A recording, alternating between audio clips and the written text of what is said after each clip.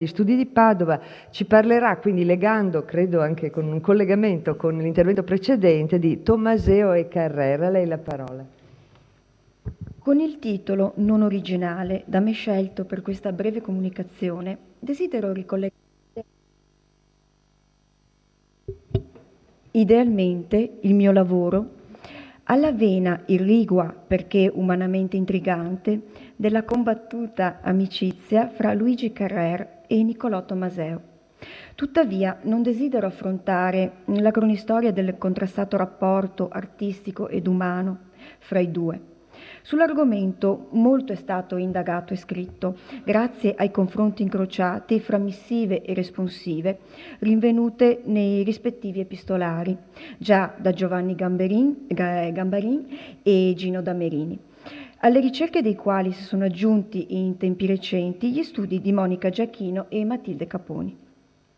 Mi sembra invece interessante soffermare l'attenzione sul diverso approccio delle due personalità nel recepire lo spirito dei tempi e sondare le cause recondite di questa inimicizia sulla base dell'indole dei due letterati, soprattutto nel tentativo di comprendere se effettivamente le sfumature filosofiche e morali caratterizzanti l'opera di Tommaseo sovrastano ineluttabilmente lo spirito squisitamente, puramente e forse tardivamente letterario della produzione di Carrère.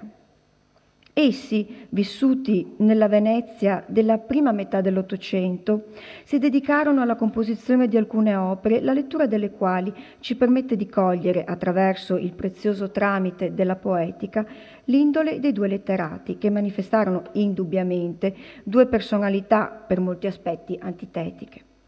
Essi presentano una biografia quasi parallela, in una Venezia sotto il dominio austriaco, il quale vigila Tommaseo ritenendolo un possibile cospiratore e sospendendo a Carrère la carica di direttore del Museo Carrère a causa di alcuni componimenti scritti qualche tempo prima. La dominante, che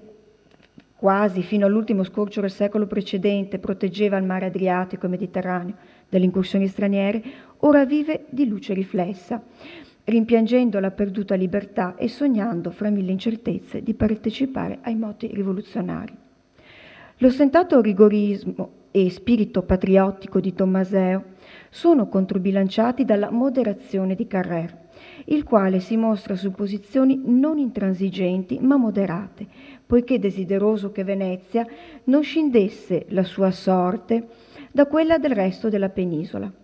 In effetti egli votò fin da subito per l'annessione della sua patria al regno sabaudo, colui che tuttavia agli occhi di Tommaseo veniva visto come un frequentatore dei nobili e del potere, agli occhi di uno studioso contemporaneo, Cesare De Michelis, viene rivalutato come un cittadino che, grazie al suo moderatismo, dimostrò maggior lungimiranza rispetto ai suoi contemporanei, poiché si rese conto dell'importanza di non separare il destino dell'ex Serenissima dal resto della penisola. Venezia, tuttavia, non era stata solamente una potenza di terraferma, ora costretta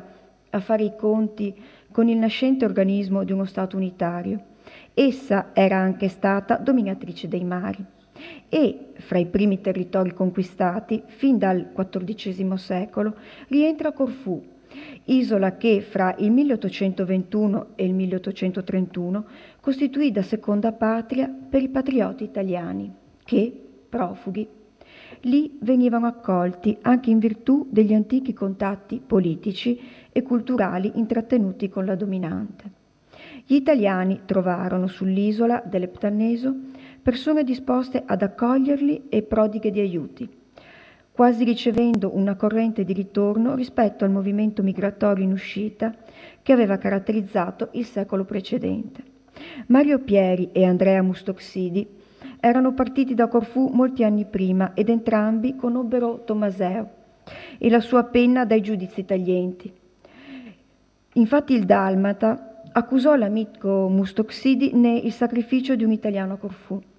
e tracciò una descrizione che potremmo senz'altro definire una caricatura di Pieri. I ritratti di plutarchiana memoria e le gallerie di ritratti ideali, in voga nel XVIII secolo, nelle società letterarie veneziane ed europee, esauriscono la loro gloria nelle perfide caricature e negli epiteti sommari con cui il dalmata esprime giudizi su Foscolo, Leopardi e pure Luigi Carrère. I letterati veneti del secondo e terzo decennio dell'Ottocento sono caratterizzati da una rigida formazione classica, appresa presso le istituzioni educative ecclesiastiche che vedono favorevolmente l'esaltazione del bello ideale, promosso dal successo artistico delle lisce superfici marmoree del Veneto Canova. L'intento elogiativo ed ecfrastico delle poesie dedicate allo scultore, proprio come era accaduto in alcune forme di poesia ellenistica, e lo sforzo incessante di traduzione delle opere greche e latine trovano nella perfezione delle forme classiche il connubio ideale fra erudizione e credo cattolico.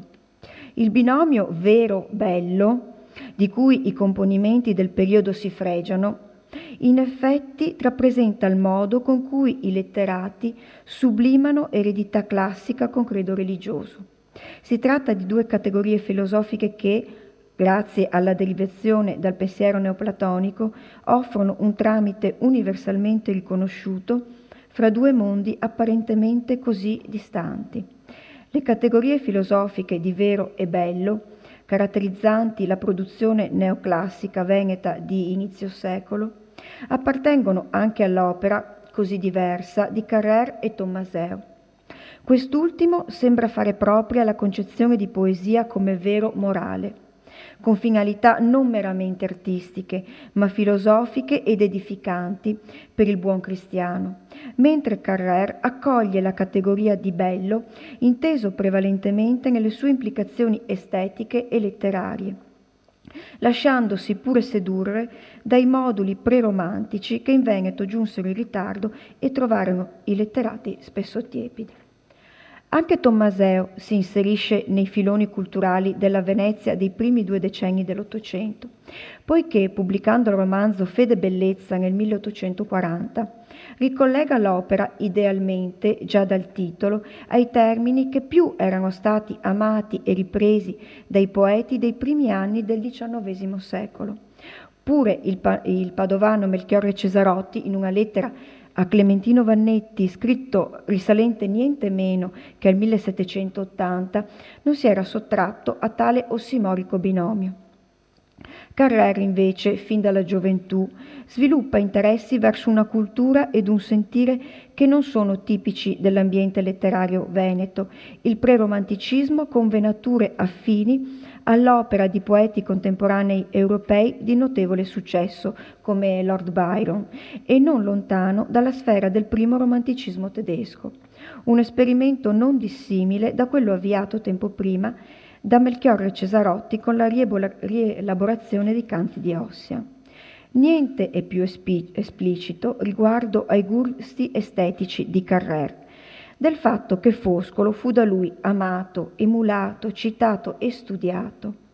tanto da dedicargli uno studio critico, Vita di Ugo Foscolo, in cui, secondo Bruno Rosada, l'autore dimostra una sensibilità letteraria profonda e in anticipo sui tempi, oltre che a dimostrarsi prevalentemente interessato, come la sua opera di poeta dimostra, al valore intrinseco dell'opera d'arte, piuttosto che alle sue influenze in ambito morale e filosofico.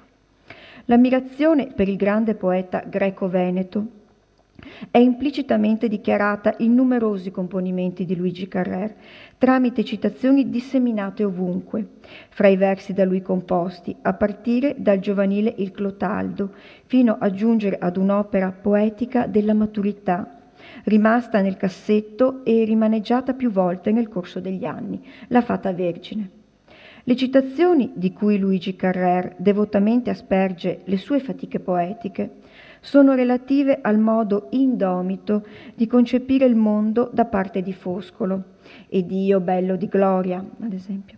e oltre alla ripresa di alcune formule stilistiche e lessicali tipiche di Foscolo,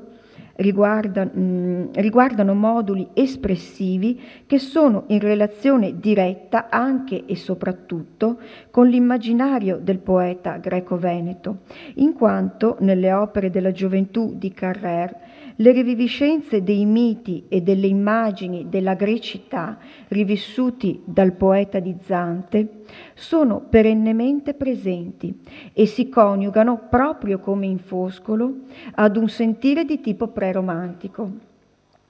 Vivi ed aspetta, e sei non tode e muore, vile il nomi ed iniquo, e dalle deserte ossa nieghi il sepolcro, e nell'alta universal ruina esulteranno gli atomi natanti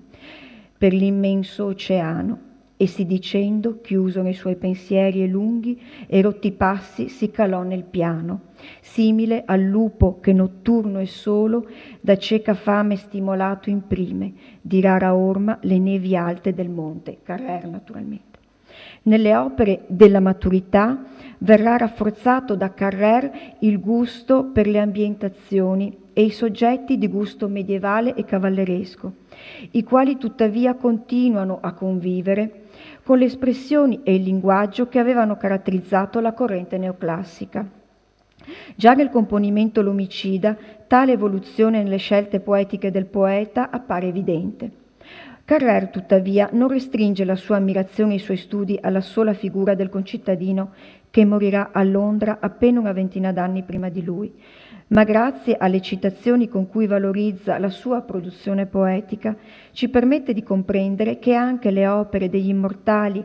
Dante e Ariosto, pur così artisticamente distanti l'uno dall'altro e tutti e due insieme così distanti dal sentire di Carrère, trovano echi nei suoi componimenti poetici e si trovano mirabilmente fusi in versi che non ne snaturano il senso, ma lo rendono ancor vivo e in grado di comunicare agli animi dei lettori anche dopo secoli di distanza.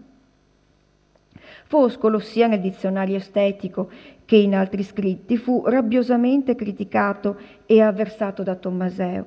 il quale non sembra particolarmente interessato alle opere poetiche e in prosa dell'autore, ne dimostra sintonia con il mondo, pur sempre di matrice classica, concepito dal Foscolo nel Carme dei Sepolcri. Pure la sensibilità espressa da Leopardi nei piccoli e grandi idilli sembra lasciare Tommaseo piuttosto indifferente, poiché egli risulta maggiormente interessato alla personalità del poeta di Recanati.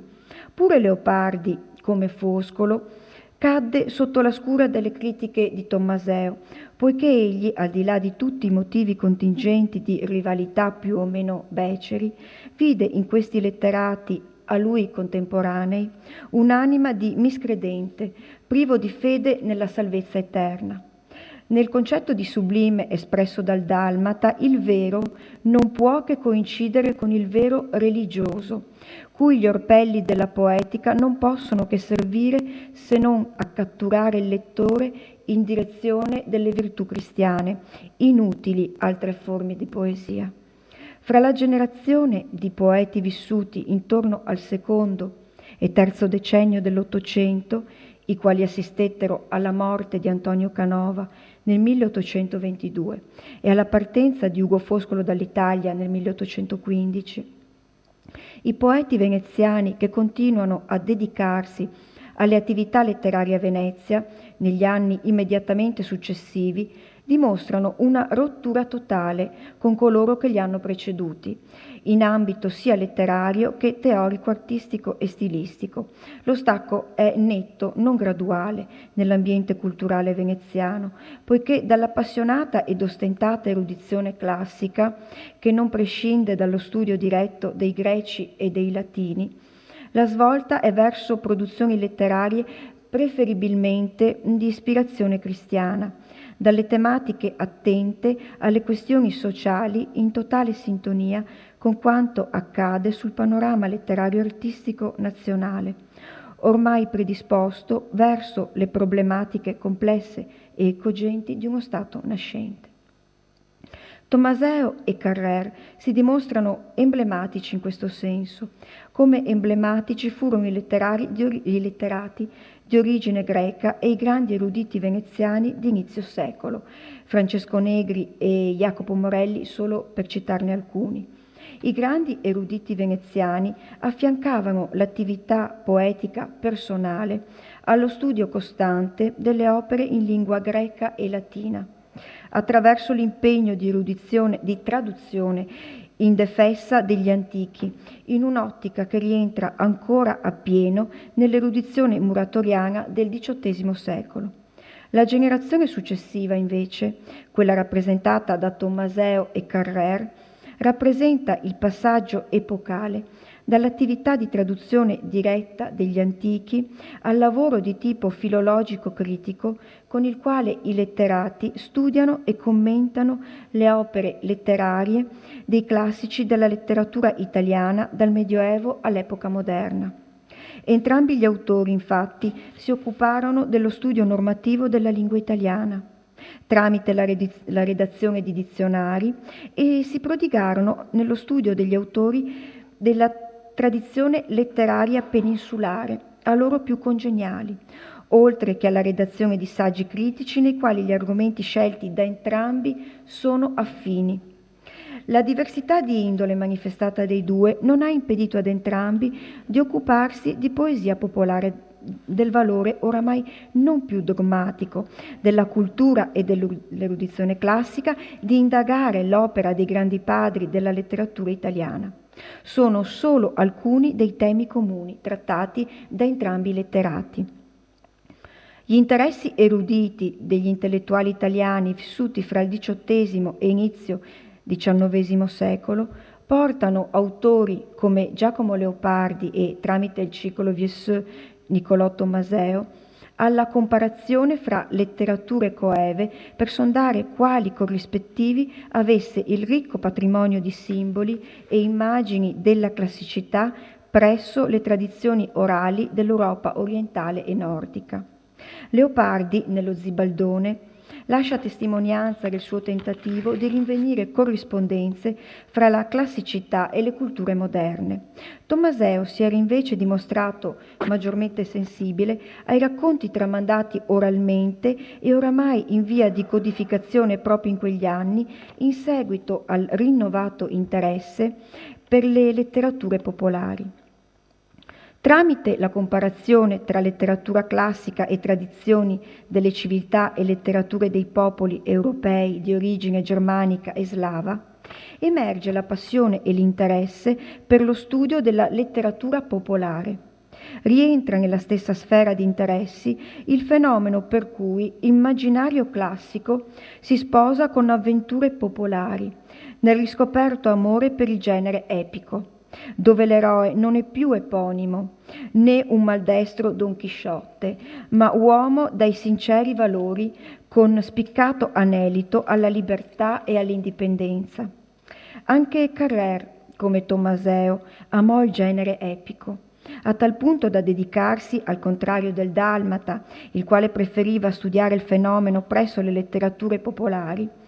alla composizione di componimenti dal colore medievale come il Clotaldo, che, similmente all'incompiuta Fata Vergine, di cui spero presto di poter pubblicare i primi canti con commento, sono caratterizzati da un verseggiare ampio, aperto, con il quale il poeta,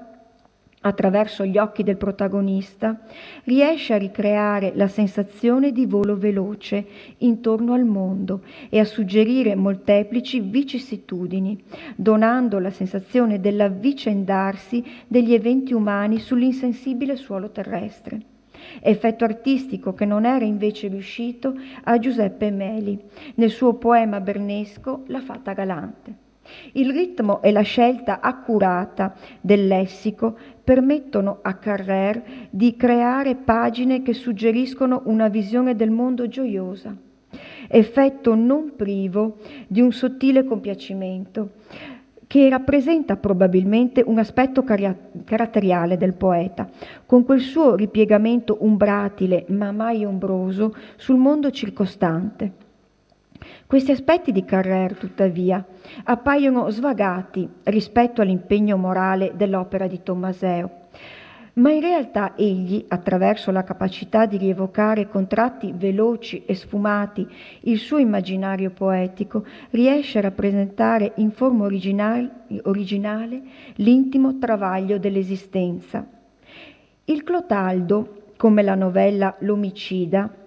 è caratterizzato da un ritmo antico e un incedere da favola. Il riconoscimento della storia e dei soggetti si dispiegano all'immaginario del lettore in forma velata. Le vicende pregresse e le ripercussioni sul presente, i nomi e le caratteristiche dei personaggi si comprendono solo quando gli scenari e gli eventi sono giunti al punto di massima tensione emotiva. E non appena si comprende la causa di tanto odio e dolore, si è già verso gli ultimi atti della vicenda, la quale si affretta verso la conclusione, trovando compimento fra le ali della giustizia umana e del perdono divino.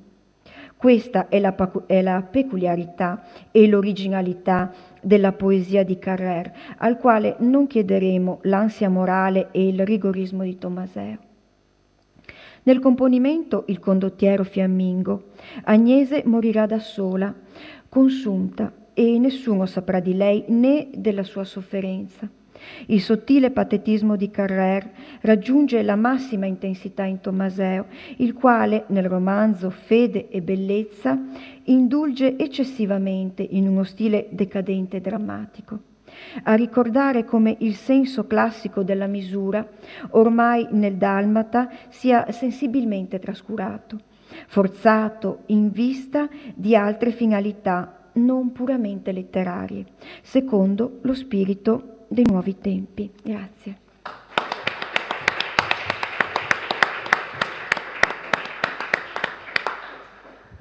Allora, io